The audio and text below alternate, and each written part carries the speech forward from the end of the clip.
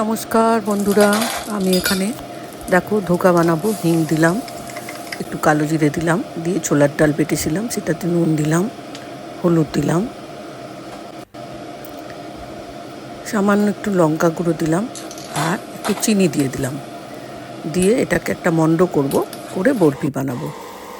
দিয়ে দেখো বরফিগুলো করে ভেজে নিচ্ছি। বন্ধুরা, এইভাবে নিজে ঘরে বানালে বেশি টেস্ট হয়। এই যে এবার মশলাটা দেব। এখানে আমি জিরে আর একটু গরম মশলা দিলাম, দিয়ে টমেটো বাটা দিয়ে দিলাম, একটু আদা বাটা, ওই যে আদা আর কাঁচা লঙ্কা বাটা দিয়ে দিলাম। দিয়ে দেওয়ার পরে মশলা এই হবে, একটু হলুদ দিলাম, যেহেতু এটা নিরামিষ হবে, নিরামিষের দিনে এটা করা একটা পদ। লঙ্কা গুঁড়ো দিলাম, সামান্য জিরে গুঁড়ো দিলাম, দিয়ে মশলাটা তৈরি করে নেব। একটু কমিয়ে দিলাম গ্যাসটা। দেখো দিয়ে দিয়েছিলাম বড়াগুলো, একটু জল দিয়েছিলাম, কাঁচা লঙ্কা দিলাম, ঘি আর গরম মশলা আবার দিয়ে দিলাম।